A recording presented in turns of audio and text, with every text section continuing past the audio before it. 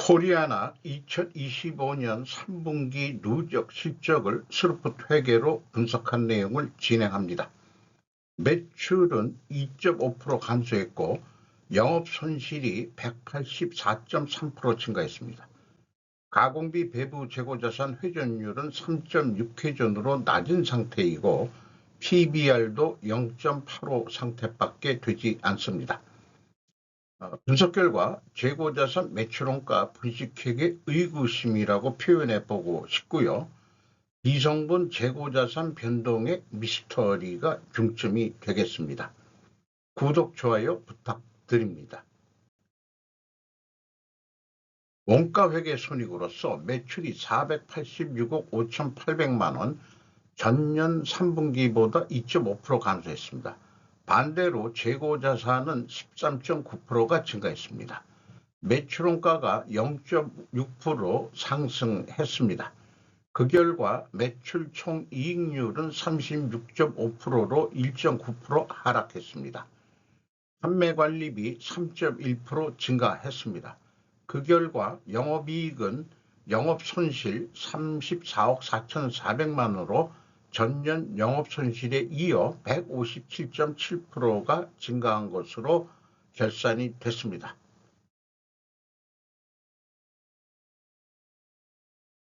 스루풋 회계로 분석한 결과는 매출에 비례하는 매출 재료비가 205억 1,500만원으로 5.5% 증가했습니다.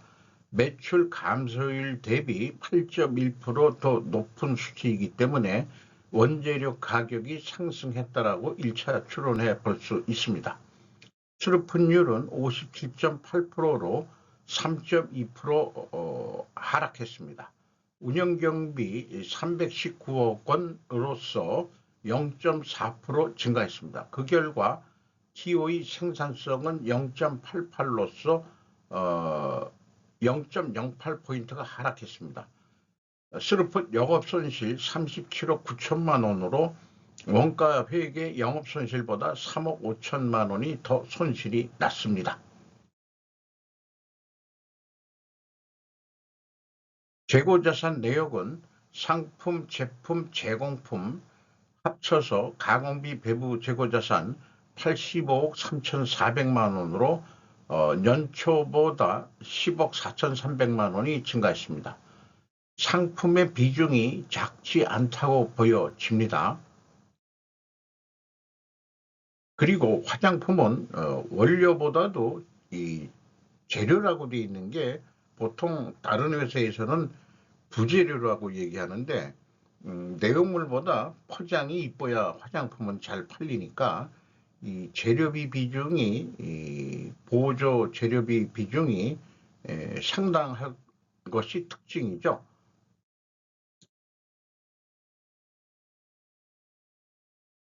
비용의 성격적 분류 내용입니다. 관심으로 떠오르는 것은 재고자산의 변동액인데 일부러 빨간 글씨로 표현했습니다만은 이 규모가 123억 원이 되겠습니다. 일반적으로 타 회사들은 재고의 증감입니다.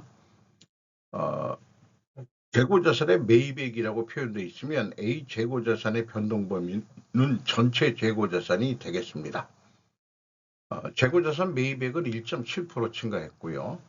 이 324억 9,600만 원 매입액을 비교해 볼 수 있는 것은 원재료 주석에 원부재료 상품의 매입액이라고 327억 1,200만 원인데 2억 1,600만 원으로 거의 유사합니다.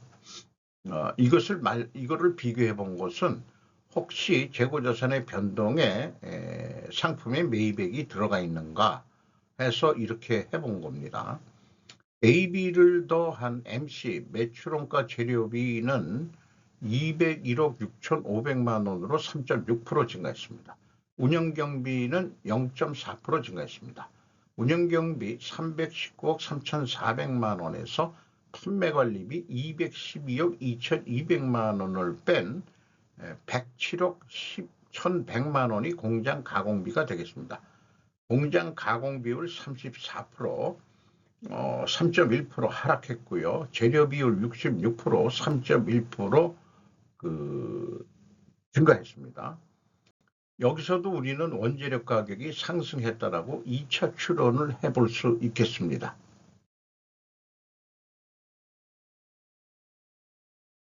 재고자산의 증감액이 제가 이제까지 기업 분석을 하면서 이 정도 차이가 나는 것은 솔직히 조선천지에 처음 있는 회사입니다. 일본은 재고자산 증감액에 의해서 그 재고가 10억 4,300만 원, 이게 일반적으로 탑에서 하는 재고자산의 변동이라고 비성분에서는 마이너스로 표현되는데, 앞에서 봤듯이 비성분의 그 재고자산 변동액이 123억 3,300만 원이나 됩니다. 차이액이 112억 8,800만 원인데, 앞서서도 그 재고자산의 그 변동 범위가 전체이기 때문에 BWCI의 증감액을 빼주면은 109억 5,900만 원 차이가 납니다. 전년도도 이렇게 116억 9,200만 원 차이가 나는데, 이것이 미스터리 있죠. 도저히 재고자산 증감으로는 나올 수 없는 수치입니다. 과연 그 진실은 무엇일지. 어쨌든 매출원가를 요게 이제 마이너스로 표현되니까 더하면은 매출원가가 감소하게 되죠. 매출이익이 더 나오도록 조작했다는 의구심은 버릴 수가 없습니다. 무언가 특별 원인이 있긴 있을 텐데 외부에서는 도저히 접근할 단서가 없습니다. 따라서 장기 재고 흐름표 같이 상기 재고 흐름표 같이 추적해 볼 수 있어야 될 것입니다. 제가 감사를 했다면 분명히 이거를 쭉 해가지고 입고 출고량 해가지고 재고량을 다 확인하는 작업을 하고 싶어요. 제가 또 물류 전문가이기도 하기 때문에 1단계 차이가 PQ 총 제조 비용에도 그대로 차이가 나게 되죠. 이렇습니다. 그리고 현금 흐름표는 회사는 맞췄어요. 현금 흐름표 기준 전체 재고 자산은 맞춰져 있습니다. 매출원가가 관건이 되는데 거기에 재고 자산의 변동액이 핵심 미스터리라고 볼 수 있겠습니다. 원가 회계하고 영업이익 차이는 재고의 증감액에서 가공 비율을 곱하면은 검증이 되겠습니다. 3억 5천만 원. 주요 운영 경비로서 인건비가 82억 700만 원이 집행이 됐는데 5.2% 증가됐습니다.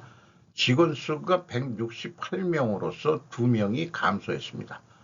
평균 임금은 연간 6,510만 원으로 예상이 됩니다. 판매 수수료는 26.8% 감소했으니까 매출 감소에 따라서 이것도 좀 판매 수수료가 내려갔다고 볼 수 있겠고요. 용역비 1.7% 증가했고 운반비 역시 매출 하락에 의해서 1.6% 감소한 것으로 나타납니다. 반대로 안 팔리니까 광고 선전비를 42억 집행을 했는데 72.3%나 크게 증가를 했습니다. 연말까지 얼마나 매출액을 올릴지 좀 궁금해지네요. 경영평가지표로서 가공비 배부 재고자산 회전율이 0.03 회전 내려갔고요. 수르푼율도 3.2% 내려갔습니다. 동일 방향으로 이렇게 내려가면은 일단은 투명회계 가정을 세웁니다. 이것은 이 스루프 회계의 필요성에 대한 내용을 좀 정리한 거고요. 두 가지 경영평가 지표가 하락했기 때문에 회계 투명성 가정을 세웁니다. 재고자산 매출원가 회계 투명성. 이것을 입증하려면 원재료 가격이 상승해야 되고 1, 2차 추론에서도 상승으로 추론을 했죠. 판매 가격은 인하가 되어야 됩니다. 또한 수량에 의한 재고 회전율도 하락했어야 할 것입니다. 자, 이 원재료 가격이 어떻게 됐느냐? 변동이 없는 것으로 공시를 했습니다. 인상이 된 게 아니에요. 그리고 판매 가격 평균은 0.9%가 상승이 됐습니다. 그러면은 어떻게 결론을 내야 되느냐? 1, 2차 추론에서는 원재료 가격 상승, 투명액의 가정을 일단 해야 되는데 원재료 가격 상승은 1, 2차 추론과 동일하게 나오고 판매 가격은 하락해야 됩니다. 판매 가격이 거의 동결이죠. 동결은 상승으로 그냥 볼 거냐, 하락으로 볼 거냐. 판매 가격이 상승이 됐으니까 상대적으로 하락이니까 그 입증 추론에 반대로 다 나오죠. 입증 실패가 됩니다. 그래서 분식회계 개연성 가정에 대하여 회사가 반증할 수 있기 전까지는 제 가정 이론은 유효할 것입니다. 손익분기점 매출액을 예측해 봤어요. 영업이익을 제로로 보고 운영경비를 그 1 더하기 25% 산식에 의해 가지고 수르픈율로 나누면은 690억은 해야 손익분기점이 나온다. 이렇게 볼 수 있겠습니다. 그러면은 매출액이 41.8%인데 스르풋 매출 재료비 기준으로 본다면은 매출에 비례하는 매출 재료비니까 이것이 계산하기가 좋아지죠. 41.8% 1 더하기 41.8% 해서 매출 재료 비율로 나누면 거의 유사하게 689억 9,800만 원으로 예측해 볼 수 있겠습니다. 그러면 이것이 690억 정도 한다고 연말 목표액을 확정했다면은 마이너스 700만 원인데 거의 이제 손익분기점까지 쫓아온 거죠. 그러면은 흑자로 돌리려면 어떡할 거냐? 연말 회전율이 재고 회전율이 4.8회전 예상되는데 5회전 3.6% 조금만 더 노력을 한다면은 715억 원을 해가지고 한 6억 원 정도 이익이 날 것으로 예측을 해볼 수 있겠습니다. 다만 690억대를 할 수 있는지는 그거는 그 회사가 노력하기 나름이겠죠. 그래서 이 수요 대응 생산 조절, 매출 증대, 생산 조절과 매출 증대의 복합작용 이런 것들이 다 이루어져야 될 것입니다. 주가는 2,310원으로서 80원 연초보다 내렸습니다. PBR은 0.85 상태입니다.